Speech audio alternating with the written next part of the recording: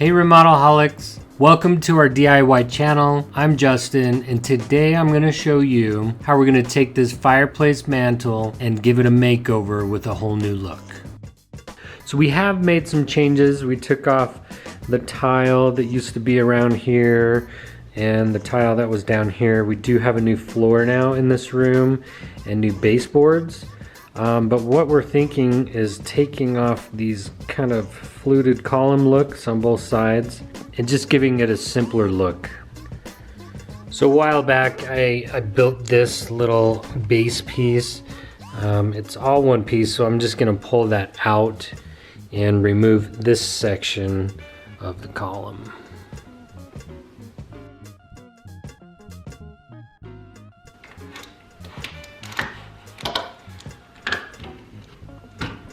Exactly what I was hoping would happen, that it would just come right off. So I had to go through and score it with a razor blade so I could kind of break that seal of the caulk and the paint.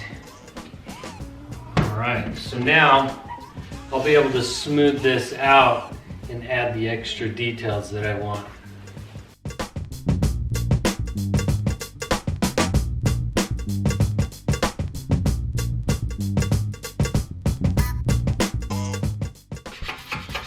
So those decorative pieces came off pretty easy. So then I'm just gonna clean up this surface, make it nice and smooth so I can put the other trim work on it and paint it. Now that I scraped the sides of the fireplace mantle, I'm gonna go through and patch it with this plastic wood. It goes on pink, but then it dries a different color so you know that it's ready to stain or paint. So I'm gonna go through patch all those holes real quick.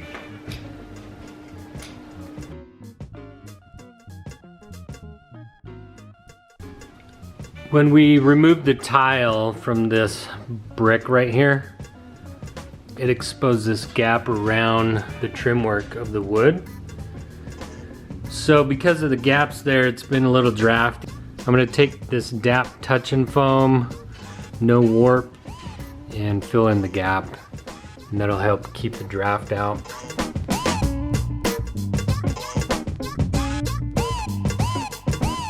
So once this foam is dry, I'm going to cut it flush with the brick so then I can extend the header down. Alright, so the next step I'm going to do is extend the header down. We're going to make the header look wider. So I put up this 2x4 board as a spacer where I'm going to extend the header down to. This will just give me a place to attach the extension of the header to nail it to. So I attached the 2x4 with some pocket holes and some adhesive up into the existing header just to hold that in place.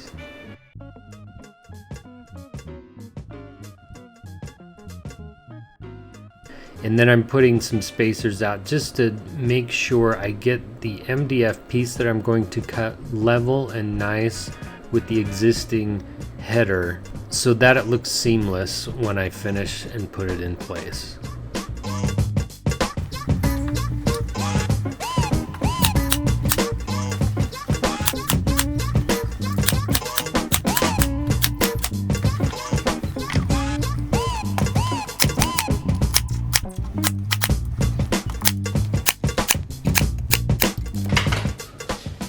So I'm putting on this piece of trim underneath here, just because I want to make the look like this up underneath here. So I'm just gonna glue it up to that board we put on there, and then I'm gonna nail it in place here. Right here on this side, I'm trying to make the header flush with the legs. So I'm just going to space this out to what I need it to be in order for this piece here to sit there nice and flush like that.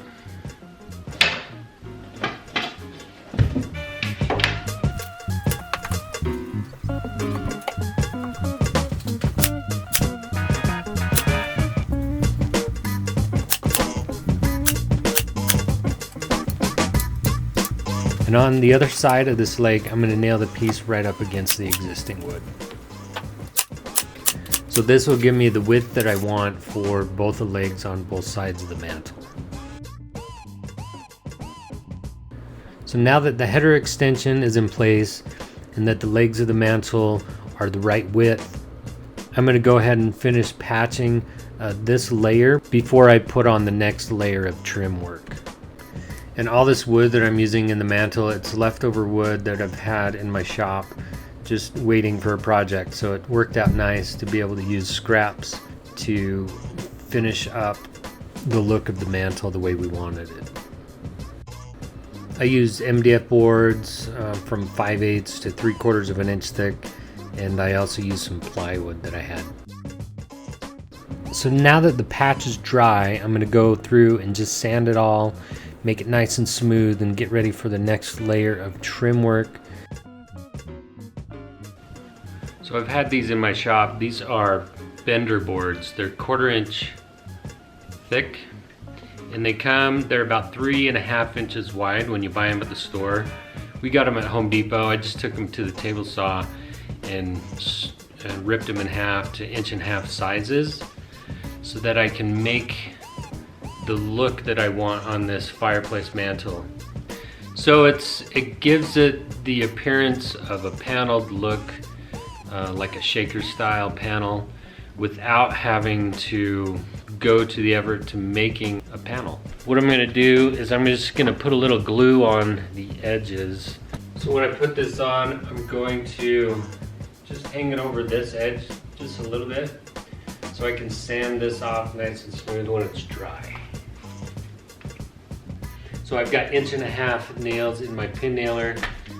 And I love this nailer because it leaves such a tiny hole. It's so easy to patch.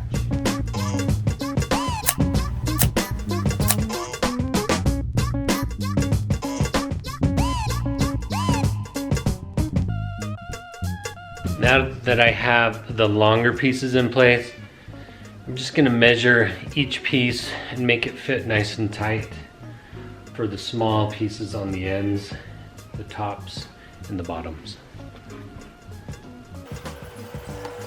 So what do you think so far? So tell us in the comments below if you have a fireplace that needs a makeover.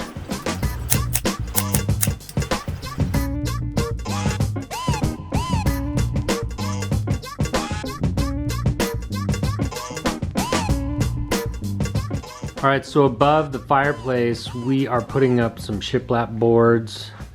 These are some MDF Home Depot versions of the shiplap. It's actually pretty cool because it's already shaped the way you need it. All you have to do is stack it up on the wall, glue it, nail it. So I'm getting all those cut to length, and then I'll just go install this above the fireplace. Okay, so I have it all laid out, and this is how it's going to look on top of the mantle. The mantle is going to sit about here. So what I'm going to do is I'm going to have a full piece up against the ceiling, and then this piece I'm going to cut right here, rip it down on the table saw, cut that off. Then I'll start putting this piece up all the way to the ceiling. And this is how it's going to overlap on the wall. I decided to do it this way because if you're standing there looking up at it and looking into these joints, you can see, you'll see this corner instead of looking into a gap. After I cut MDF edges, I like to sand them off a little bit. Round them out. This has a rounded edge on it, this MDF, 3.5 inch. So I like to round it off like that.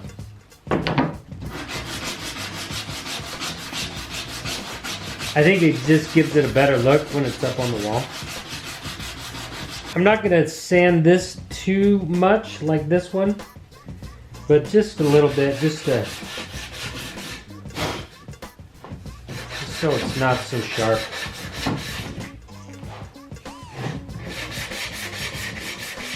Alright, so now I'm going to take the boards and glue them on. I'm going to use my Dynagrip from DAP and put a big bead on the back, stick them up on the wall, and then I'm going to nail them in place with my pin nailer, just to hold it in place while it dries. I started putting the boards on the mantle first, and I realized the spacing up above was a little too big, so I decided to put the side up and then take those two bottom boards off, scrape off the glue, and then just start up top. That way the board up against the ceiling didn't have such a big gap. I like it already a lot. Yeah, should we leave it like that? Yeah, just like Alright, that. we're done. Consider Get it her done. done. Get her done, babe. Get her done. So these boards are centered on the mantle and the edges match the edges of the legs down below.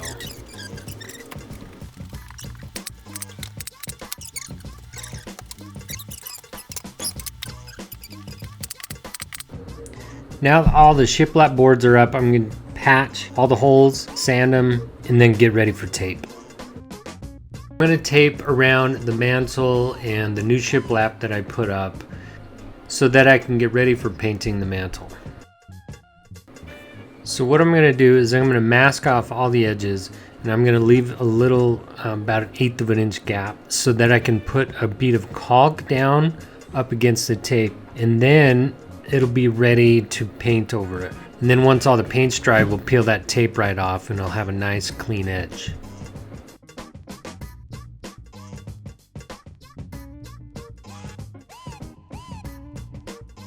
Alright, so there's a lot of little detailed work right here I taped off. I think I got it. Took a little bit of work, but it'll be worth it. So I've got this green tape first because it's a thinner tape and it really flexes around any bumps, especially up and around the ceiling. And then I put this blue tape just to give myself an extra border to protect the wall. So now I'm going to take my painter's caulk and caulk any of the edges between the boards, and then caulk up against the tape as well. So now all the woodwork is done for this mantle except for the bottom trim work around the base. I'm going to tackle that later. This is going to be part of a series of videos for this makeover, so be sure to come back after you watch this video to check out the progress on the rest of it. Thanks for watching, and we'll see you in the next video.